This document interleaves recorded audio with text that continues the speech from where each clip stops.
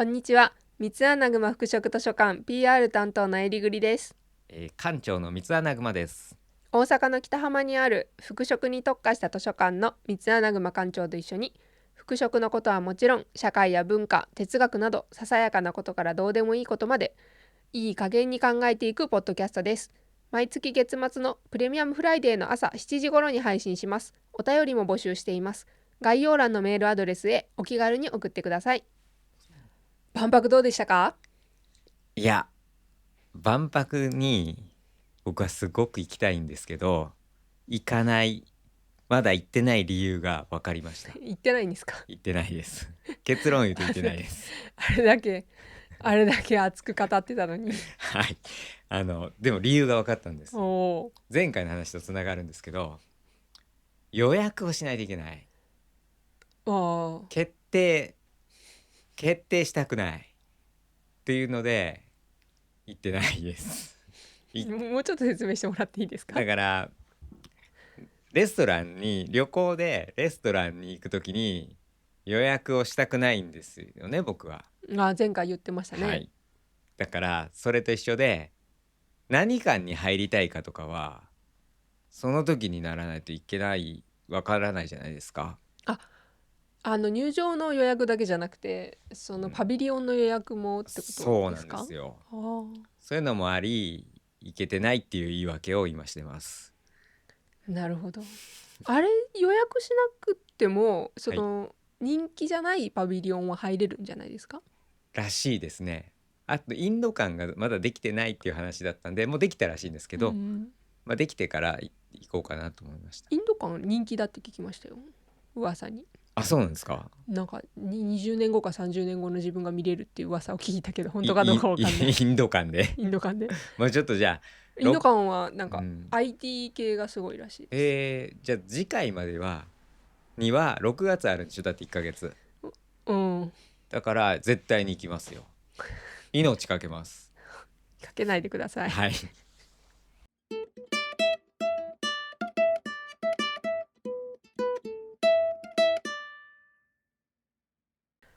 あれ、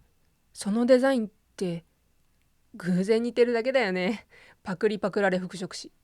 はい。じゃあなんかこういい感じの芝居から始まりましたが今日はねちょっと服飾のパクリパクられみたいな、最近ねファッションローみたいなことが、多少でもないかな、なんか話題にはなってますかね。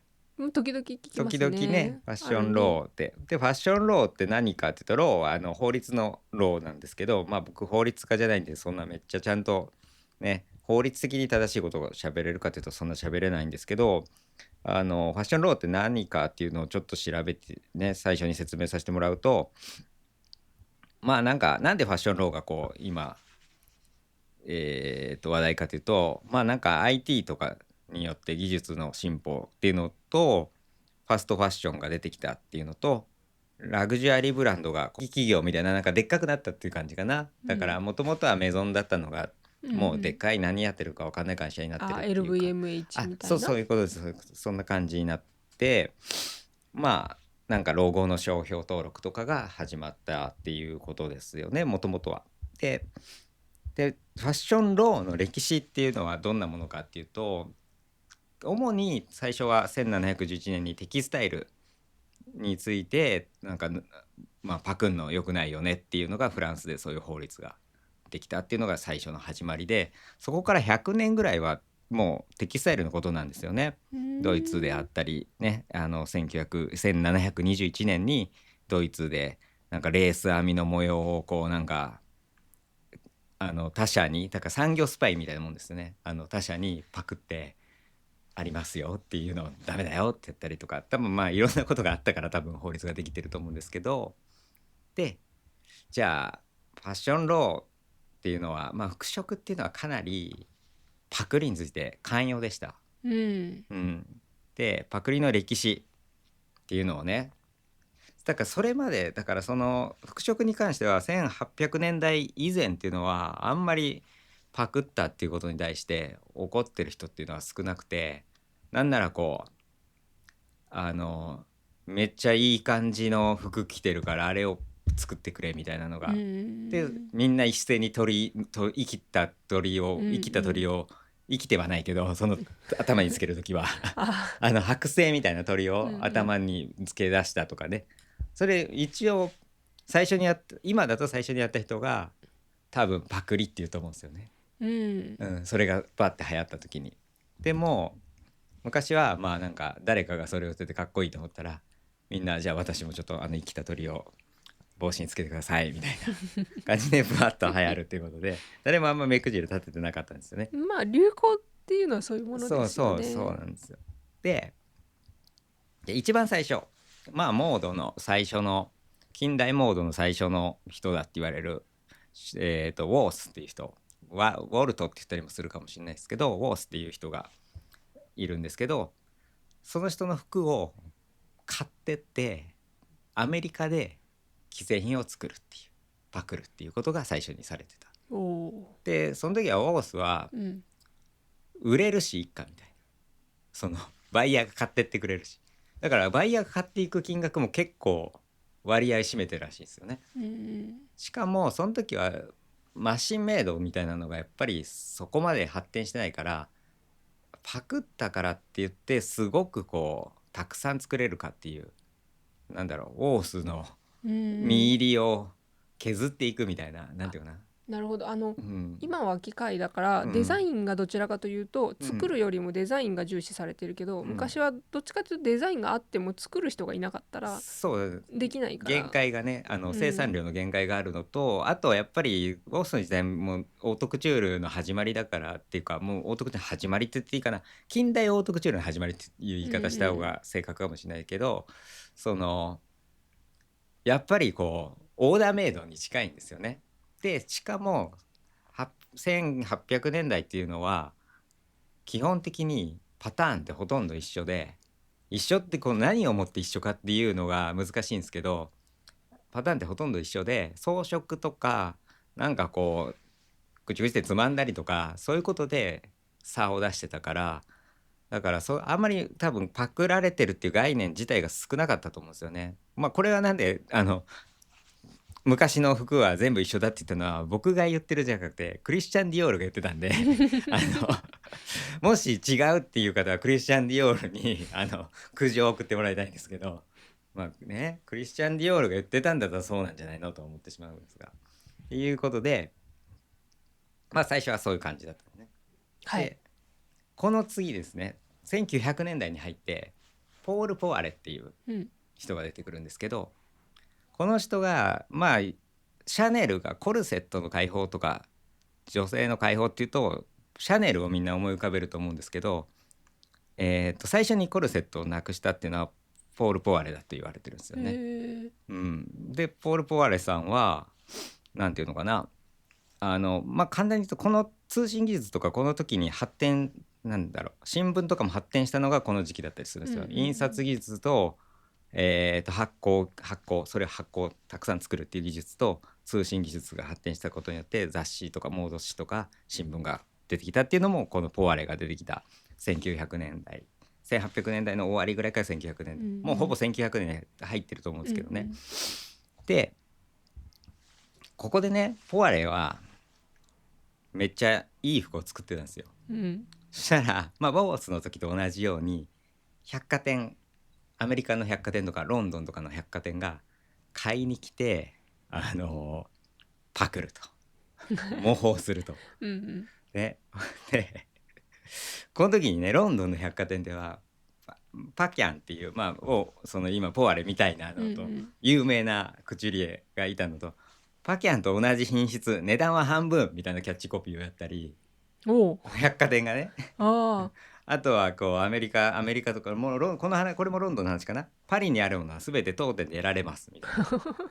なパクってますみたいな、100均みたいなあことをするわけですね。うちめっちゃ同じやつがめっちゃ安いですみたいな今やると絶対捕まると思いますけどね。なんか幼児山本と同じデザインが3分の1でうちなら買いますとか言ってたら多分ね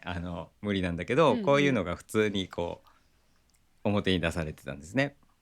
でこれが結構問題になったわけですよ。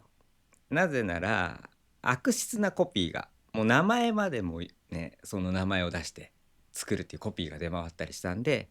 これによってパリクチュール組合っていうのが発足したっていうか、その前もあったんだけど、それは単なる本当にギルドっていうか、なんていうのかな、ギルドってなんて言ったらいい、商工会議所なんだろう職能集団みたいな、だったのがちょっとちゃんとなんかここに組合に、ちゃんとした組合になったっていうか、なったのがその理由がパクられたからなんですね。でまあ目的、その組合が発足した目的っていうのがやっぱりコピーやスタイルの表説だから、ここが面白いのが、スタイルまでもこのスタイルは俺が考えたっていう、だからデザインの拡張って言ったらいいのかな、それともこう権利の拡張みたいなのがここで行われたっていうか、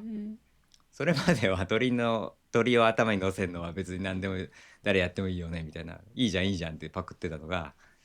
いや俺が考えたんだっていうことになって、権利がだから自分の身体の拡張とも言えますよね。なんか所有の拡張って言ったらいいかな、身体じゃなくて自分が考えたものは自分のものだっていう考えがそこからどんどん出てきたっていうことですよね。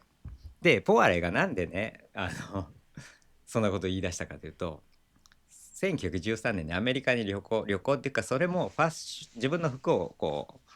う売っていくための商業旅行みたいなのに行った時に、自分の名前が作られてた服がしかも名前が作られてたコピーの服がめっちゃ安くで売られたんですよね。でそれで激怒して、著作権保護の法廷手続きをしたいって言って勧告をしたわけなんだけど、でもコピーライトみたいなものができたっていうのはその後もうだから40年ぐらい経った後なんです。だからポワレさんはなんかこうあんまりこの著作権みたいなのの恩恵は全く受けてなくて、多分これ言った理由もポワレ自体がもうすごい上がってたんだけど、この時期ぐらいからもうちょっと後だけどちょっと下火になり始めてたと思うんですよ。でお金がちょっとやばいみたいな、だから売り上げもちょっと落ちてきたんだと思うんですよね。でポワレがこうやで2回目のアメリカの旅行行った時は、ポワレはライセンス契約みたいなのをやりたかったみたいで、今でいうライセンス契約だからパクってもいいけど何パかよこせやみたいな、で俺の名前で出してもいいしみたいなの元みたいな、今みたいにちゃんとこうなんていうの、スタイリッシュな感じには多分できてないと思うけど、それみたいなことをやろうとしていったけど、まあそれもできなくてだいたいだからそのライセンスみたいなのができたのがその50年後ぐらいのピエール・カルダンかららしいんですよね。だからポワレその後もう結構悲惨って言ったらあれですけど破産してますからね。だからまだ12年の時は13年の時はまだそこまでお金に困ってなかったと思うんですけど、22年はもう確実にもうポワレのメゾンが傾きかけてるっていうかほぼ傾いてる時なんで、だからそういうのもやったけどダメだったって問題っていうか、ここはまあパクリと関係するっちゃ関係するんですけど、アメリカがなんで既製服、アメリカはやっぱりこうパリからメゾンのとこの、服を買って機械化してガンガン作ってたわけですよ。マシンメイドで作ってて、なんでそれができたかというと腕のいい職人が少なかったんですよね。だからもうシステムで作るしかないから、それによってアメリカの量産っていうのがすごくできた。だからその20年代っていうのはアメリカの量産がすごく発展して、1900年の初めらへんから20年代ぐらいまでにすごい発展したんですよね。ジーンズとかがそうですね。まあそうですね、ジーンズもうちょっと古いのかな。でもまあ量産みたいなことがちゃんとシステム化するっていうことに、すごく得意になったんだと思うんですよ。なんか面白いですよね。普通なんか腕のいい職人がいた方が勝ちそうだけど、いないからこそなんかシステム作って買ったっていう、それはちょっと面白いなと思うんですけど、でそこにね、そのもうちょっと後のシャネルさんっていう人がいるんですよ。シャネルさんはポワレ、さっき言ってたポワレとめっちゃ仲が悪いというか、ポワレのことめっちゃ嫌いというか、戦いをこう、ずっとやってた人なんですけど、若いんですよスタンネル。で考え方も全然違くて、めっちゃコピーいいじゃんみたいな、宣伝の手間省けるしみたいな感じで、パクられてこそモードじゃないのみたいな。うーん。まあ確かに鳥を頭に乗せてこそ、みんながそれやってこそモードじゃないのって言って、うんうん。うん、でシャネルさんはそう言ってたんですよね。だから全く考え方が反対で、もう一人紹介したのはマドレーヌ・ビオネっていう人なんですけど、どんな服作ってるかというと、結構謎が多いっていうか、どうなってるか正直分かんない服が結構多くて、どうやって作ったかっていう、彼女がどういうシステムでその服を作ってたかっていうのが分からない人で、多分文化から服読本とかも出てるんですけど、めっちゃパターンが複雑で、うーん。多分ドレーピングで確実にやってるっていうか、実際ドレーピングでやってるんだけど、それはあんまりパクられなかった。うん。なぜなら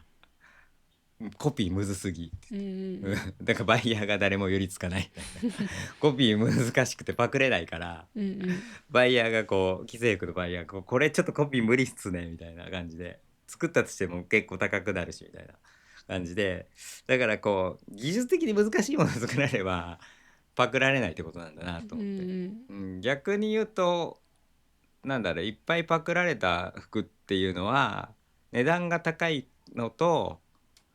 値段的に高いっていう価値とパクりやすいっていう、そのうん2つの掛け合わせでパクられやすいブランドっていうのが多分できたとう思うんですよん。ね。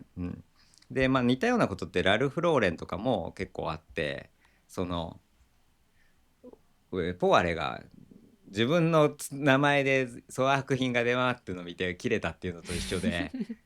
そのブランド価値が落ちるっていうのはもうう近代になってからなんですん。けど、現代になってからなんですけど、ブランド価値が落ちるっていうのは本当に今どこのブランドさんもすごい気にしてるわけですよね。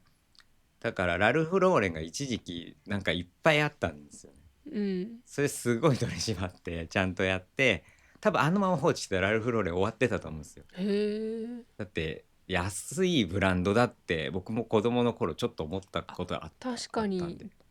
並んでましたよね。なんかうんセール品のところとかに。そうそうそうだから多分あれ全部がではないかもしれないけうど、ん。ほとんどパクリだったんだと思うんですよ。そうなんだ。うん、あ、じゃあ安いブランドじゃ、ないポロラルフローレンのそうか。方はちょっと安いのかもしれないけど、そんなにだかああ。ら実際の価格も関係するけど、ブランド価値ってが落ちるっていうのは本当に、確かに。それで潰れた会社も結構あるんですよね。それはうん。なんかどっちかというとかっこいいっていうイメージが落ちてったっていううんうのでダんメになったブランドさんも結構あるんで、だからブランドさんがパクリに対してあの神経質になるっていうのはすごくわかるんですけど、うん。うん。ここからですよ。ここからはい。僕はね結構シャネル派なんですよ。うんうんパクってもちろんうん。ロゴを完璧にパクるとかはダメだと思うんですけど、僕結構ねパクっていい派なんですけど、どう思います皆さん。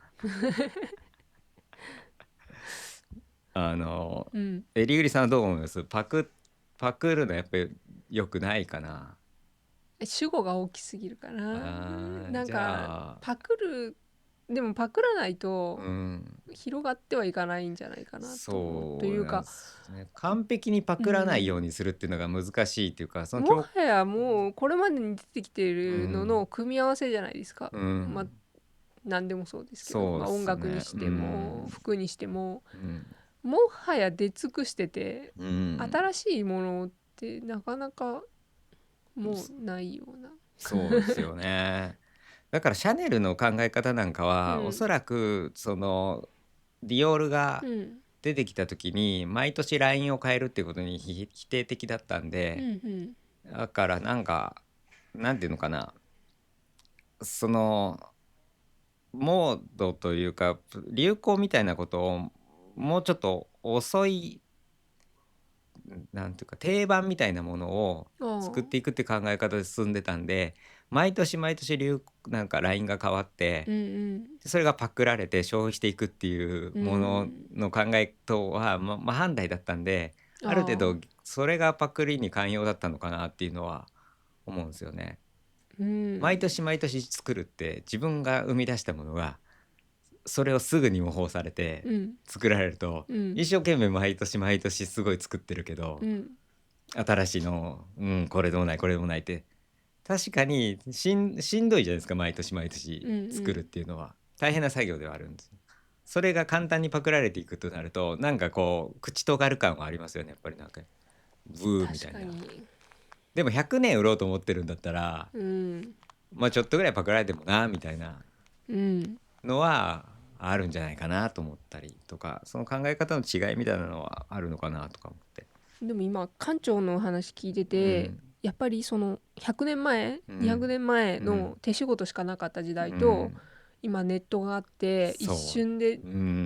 デザインが分かり、しかも AI があって、パターンも多分すぐにもう判明しちゃって、でしかもそれをミシンがあって一瞬で作れちゃうっていう時代とはなんか難しいなって思いますね。そうですね。だから昔セカンドライフだったの知ってます？何？セカンドライフっていうなんだろうな、現実世界じゃなくて仮想空間みたいなんでこうショップを経営したりとか、だから一応僕パソコンがダメすぎてできなかったんですけどなんか心斎橋とかもあったみたいで、で企業とかも入ってたんですよ。銀行さんとか確か仮想空間に仮想空間に心斎橋があったんですか？心斎橋があったで仮想空間でのもうちょっと変な話ですけど痴漢行為みたいなのをどう考えるかみたいな話とかもあった。だからなんていうの、アイコンというかこうあれになんか嫌がらせをしてくるのがどうとか、もしくは映画もあって、仮想空間でこうでやってリアルで会って一緒に住んだけどうまくいかなかったみたいなとかで、そういう映画がドキュメント映画があるんですよ、そのセカンドライフをモチーフにした。でそこでね洋服をデザインしてる人がいたんですよ。でも結構売り上げが上がっててよかったんですけど、急に激減して、でもだからデジタルデータだからすぐにパクられるじゃないですか、それでなんかこうちょっと黒人の女の人でしたけど、いやもうすごい売り上げが下がってみたいななってたんで、だからデジタルデータだとパクられるっていうことがこの僕たちの物理空間にまで入ってきて、パクるコストがどんどん下がってったってことだと思うんですよね。その現実の服を仮想空間の中に勝手に持っていったってことですか？いや逆っていうかね、仮想空間の中でデザインした服を作ってたって感じです。で仮想空間の中で売ってたその服が人気だから、他の人が仮想空間でまた売り出したみたいな、それをパクって。それ何年前ぐらいの話なんですか？それはね今だってそれ2000年代前半です。2000年代だと思いますね。もうちょっとセカンドライフって調べたら絶対ウィキペディアあると思うし今だってね仮想現実でそういうアバターとか売ってるじゃないですか。そうあれの走りってことですか？走りだから最近だから20年代か10年代の終わりぐらいに仮想空間みたいなことがやった時に、僕ぐらいの年代の人はみんなセカンドライフってあったよなっていうのを思い浮かべてると思うんですけど、だからパクでその著作権自体をどう考えるかっていう問題で、僕は著作権自体にもかなり否定的な人なんで、まあこれはなんで否定的かっていうと自分なりに分析したらちょっと話が長くなるんですけど、多分ね、いやこの言い方するとかなり誤解されると思うけど、社会性がないって言ったら変ですけど、めっちゃかねと片付け不得意な人は、権利について疎いと思います。自分が作ったものも覚えてないってことですか？覚えてないというかパクられたりなんかね、多分ね片付けが苦手な人は、所有っていう概念が弱いと思います。自分のものっていう所有はものはいっぱい所有してるかもしれないけど、これがめっちゃカジュアルに貸してくれたりすると思います。いやそれは人によるんじゃないかな。いや傾向として傾向ですよ。もちろん人によるんで傾向として、群れとして考えた時に僕多分ね緩いから、だからただ気ぃつけましたよ、図書館とかやるときになんかあんまり確かに僕も本好きだから書いた人のなんていうの食い縁を削ってないかとかはちょっと考えましたけどね。片付けとは関係ないと思うけどな。いや片付けとね僕で関係する理由一応ねうん。理由みたいなのを言うと納得できるか分かんないけど、あの定住にうん。アジャストできてるかできてないか問題があって、うん。片付けが得意な人は定住にアジャストできてると思ってるんですよね。うん。片付けできない人は定住みたいなものにアジャストできてないのかなと思ってて、まあ確かにそれはあるかもしれない。で定住化と片付けてセットじゃないですか。確かに。うん。で所有も定住しないと所有できないじゃないですか。うんうん。それも多分なんかこう概念とか考え方の違いが根底にあるのかなと思って。まあ所有の境目が曖昧ってことですか。そうですね。借りてるだけみたいな。はあ。それで言うと最近の生成 AI とかもそういう感じですよね。確かにねジブリ風にするアプリとかもありそんますし、なの出てるんですか。アプリなのかな、ジブリ風のやつがちょっとだけ流行りましたけどね最近。へえ。ただあれを何をパクってるかわからないんうで、ん。だからまあ AI 作った訴えるとしたら AI 作った会社を訴えたりするのかな、どうなんだろう。画風に著作権があるみたいなことになるそうだからわけですか。さっき言ってた、うん例えばファッションでも分かりやすいのは、うんタグを完コピしてうんそれだって売るのは僕もダメだと思うんですうんよ。うんただそれっぽいっていうのをうん取り締まれるかどうかっていう問題はありますよね。無理だってシャネルっぽい方とかいう無限にそういうありまことを。すよね。ただなんかバーキンとかに関しては、うん某 H のうんあのエルメスのうん立体商標権だったか立体著作権みたいなのがついてるみたいで、うんただ模倣品は普通に売られてるからそこまで取り締まうんれるもんでもないのかなみたいなのはあったりだから。うんあとうちの師匠もスーツのうん新人の何かにパテント取ってたと思うんですけど、結局中だからうんパクられててもパクられてるって証明しないといけないのが難しくてみんなの服を引き裂い引てき裂いてそっちのが問題だろうみたいな感じだから、あ僕としてはでも今まで著作権って何かって考えると身体の拡張っていう考えをしちゃうんですよね。所有の拡張って何かっていうと身体の拡張だから、自分がどこまでが自分なのか。でもよく考えたら土地を所有とかも意味わかんないっちゃわかんないじゃないですか。土地はもともと所有できるもんじゃなかったはずなんですよね昔。まあその農耕文化より前っていうことですよね。だからなんか中国の人は土地をなんていうかな本質的には変えないとかいうのをたまに馬鹿にされた文脈で言う人もいるけど、もしかしたらあっちの方が正しいんじゃないかなって。一番でかいなんか母体っていうのは一応ネーションステートだから、国家だから、国家が一応持っててそれを借りてるっていう状況っていうのは、なんかそれがめっちゃ拡張したやつがなんていうのアメニズム的ななんか自然が全部持ってて、それを我々は借りてるだけだみたいなアイヌっぽい感じのアイヌっぽいそういう感じになるのがその自然の神みたいなものが国家になったのが中国だから、まあそれはそれで別にそんなおかしいことじゃないのかなとか思ったりなんかしちゃうんですよね。ちょっと関係ないかもしれないけど、昔って人の家の庭に生えてるリンゴをもいで食べたりとかしてたじゃないですか。田舎ではね田舎ではビワとかね。そうあれもだから所有権というか割とその人のがもう放置してる感じだったらいいんじゃないかなって思っちゃうんだけど。思っちゃうんですけど、まあその人がねムカついて訴えたら多分ダメになるんだと思うんですけど、そんなもんだから自分の土地の上に生えてる木から道に飛び出したやつは枝までその人のものなのかって、まあだから多分法律的に多分そこはなんか難しいんですけど、なんかいや多分あると思います、感覚的にすごい不思議ですよね。不思議なんですよね、だから例えばそうね著作権で言うと、死後今50年だったらもうちょっと長く70年60年があれで、で僕はあれもすごい僕の心情としてはおかしいなと思ってるんです。もう亡くなったらいいんじゃないとか、もしくはもう何億円稼いだらいいんじゃないとか、なんかそっちでいいんじゃないかなと思っちゃうんですけど、まあそうしたらね新しいものが出にくくなるとか新たな問題はありますけどね。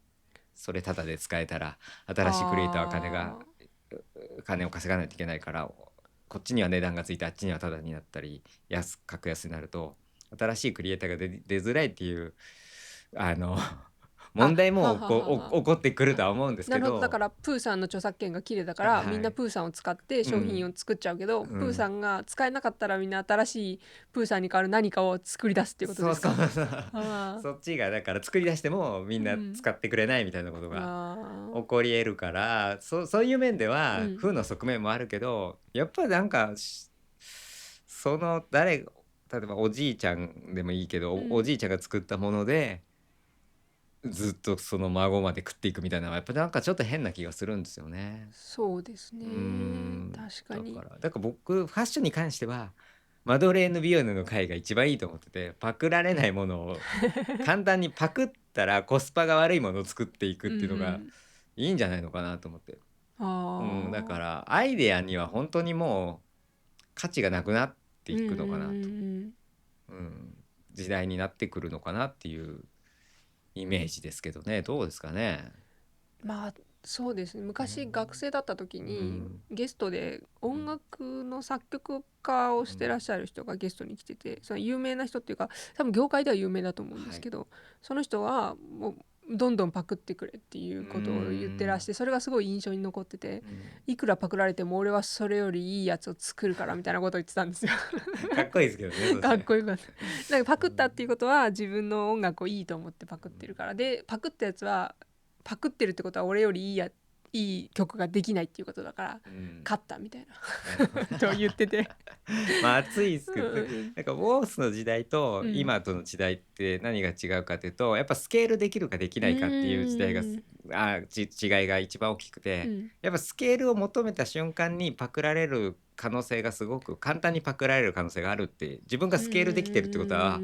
他の人もパクってスケールできるってことだから、確かに、それもバーターなんだからどっちか受け入れないといけないのかなとか思ったりすると、めっちゃ無法者みたいな扱いになりますけどね。確かに。だって今のジャケットとかシャツの形も最初は誰かが作ってるわけじゃないですか。だからまあ生成 AI みたいなものが出てきて、それで所有権とか著作権みたいなものが、著作権っていうのが危うくな意味を持たなくなってくるかもしれないという世界が訪れるわけですよね、おそらくそれを意味を持つものにしようと思うとすごく大変な法律的なものとか、いろんなことが取り締まりとかでコストがかかるんで、もう放置しようかってなるかもしれないんだけど、僕個人としては今までこのトレンド、何年間か分かんないけどいつから所有ってできたのか、さっきで言うとファッションに関して言うと1900年代前後ぐらいから所有っていうものがバーって出てきたけど、ちょっと拡張しすぎたのかなと思いますね。所有権とか著作権みたいなもの、著作権もこう所有権の一部だから、なんか僕のイメージは身体を拡張してるイメージなんですよね、所有権って。体を拡張してるっていうイメージで、その作った本人が死んでも70年だっけ、75年だっけ、なんか前は50年だったんです、50前の話で言うと50年間本人が生きてるっていうか身体が残ってる状態っていうか、一部それなんか不健全な気がして、そのトレンドが生成 AI によってどんどんシュリンクしていく、ちっちゃくなっていくっていうのは僕の思想というか考え方としてはいいことが起こってるんじゃないかなと思っちゃうんです。もうちょっとだから今は肥大しすぎてるから、もうちょっとちっちゃくなった方がいいかなっていう感じですか。そう考えですね、ちっちゃくなってもうちょっとこう自由にアイデアを取ったりしてた方がいいんじゃないかなと思ってるんですが、私もちょっとそれには、賛成は賛成なんですけど、でもなんかそれで生きてる時にさ、ポール・ボワレみたいにさ、なんか破産したりとかしたらなんかかわいそうだなとは思うんだけど。なるほど。実はね、さっきの話でね、ポール・ボワレはパクられて破産したように感じたかもしれないですけどそんな感じだったんじゃないですか。いや、やつは金を使いすぎたっていうかもう金に無頓着だった、毎晩のように豪勢なパーティーを開いたりものすごくお金がかかるオペラをやったりとかああ、してだから金勘定の計算が簡単に言うとすごいできない人だったんであある意味芸術家ですねだったんであ、うん。それで破産したのであ、そうなの。パクられてパクられて破産したわけ利益がじ減ったゃそうじゃからじゃないの。ないですよ。あとはちょっとポワレが作ってたもののトレンドがちょっと下火になってた。だかあら逸話になんかポワレやっぱあんな偉大なやつがダメだかわいそうだって言ってみんなが金をね集めて支援してくれたんだってあ、うさ、んうん。ポワレさんを。おう。そしたら入った瞬間どうでもいいものに一気に使ってなくなったでみんなが呆れたっていう逸話もあったりします。わあ、すごい。そうですね。でまあ関係ないんだ。そう関係ないです。ここまで話した内容の本があるということで紹介していただけますか？はい。今日僕が喋った内容のほとんどは全部じゃないですけどこの南静香さんっていう方が書いた「パリモードの200年」っていう上下巻に分かれてるんですけどまあこのこっちは上巻かな上巻は1800、じゃあ18世紀後半から第二次世界大戦までっていう部分なんですけどこれ2冊に分かれてるここにすごいなんか僕が喋るよりもすごくちゃんと書かれてるのでもう一回言っときます。パリモードの200年南静香さんの書いてあるパリモードの200年18世紀後半から第二次世界大戦まで文化出版局ってねこの本に書いてあります。もちろん2冊ともね上下巻とも図書館に置いておりますんでね来てください。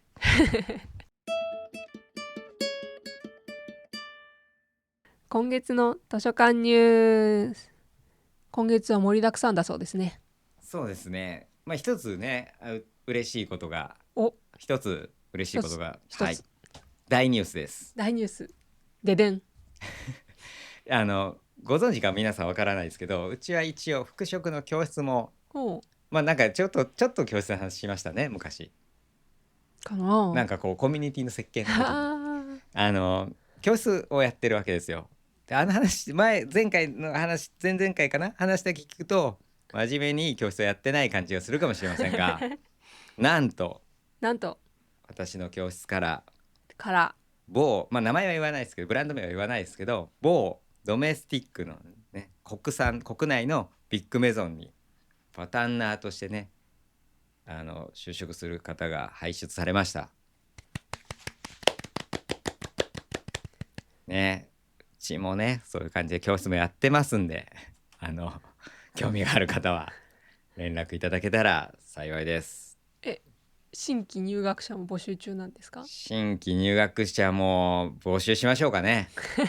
いやなんか入学者も別に募集してないとかもなくぬるっと言われたら別にいいよみたいなこう何の宣伝もしてなかったんで初めて宣伝したかもしれあーないそうですね。教室の宣伝をそんな感じなのでただうん。結構ちゃんとやってるぞと。そうなの？いややってないかないや誰かが来たらちゃんとやる可能性もあるし生徒次第ですか？生徒次第ですよ。生徒次第。僕は鏡なんで先生なんていうのああ、真面目な生徒が来たら真面目にそうやるし。高い熱量できたらその高い熱量でそれ以上の熱量で返していくっていう。うんうんうん。はい。じゃあ2つ目。2つ目5月29日から6月1日までポップアップストアが行われます。うーね、初めての図書館で初めての試みなんでうまくいくか分かんないですけど忍小ヶ谷さんっていうか小ヶ谷忍さんって方がデニムを作ってらっしゃるオーダーとかそれから製品も作ってらっしゃる方なんでその方のポップアップを初めてするのでまあ初めてなんでねうまくこうオペレーションをしっかりできるかってちょっと不安なとこもありますが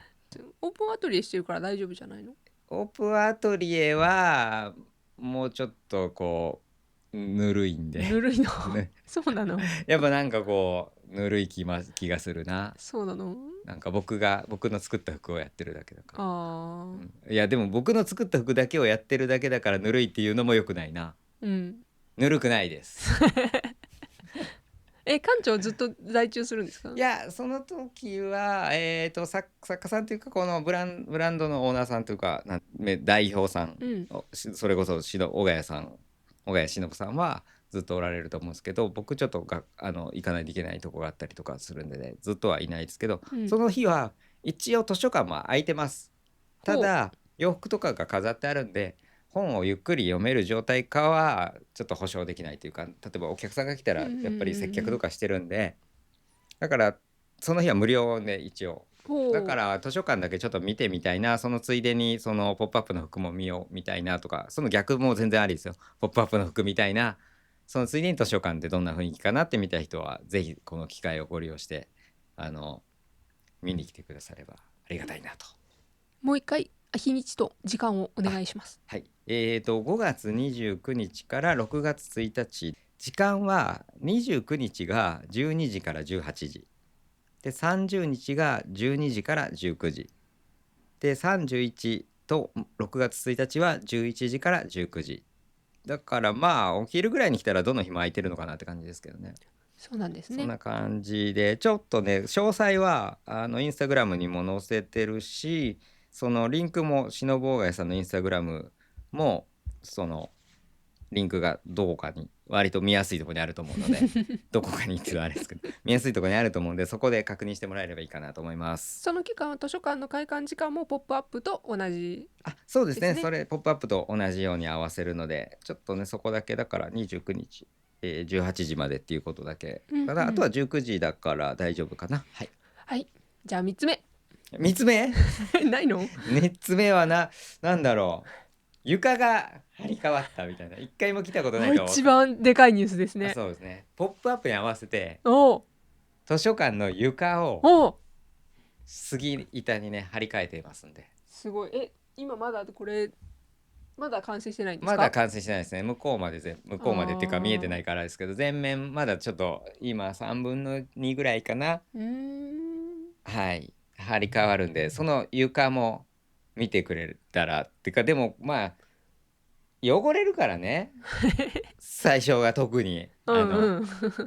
綺麗な段階ってすごく汚れが目立つんで、ああ、なるほどね。これがね紫外線とかでちょっと色が濃くなってきてくれればあんま分かんないんですけど、うんうんなんか逆にいい感じになっていくんですけど、うんうん。その床が張り替わってますんで。素晴らしい。はい、4つ目4つ目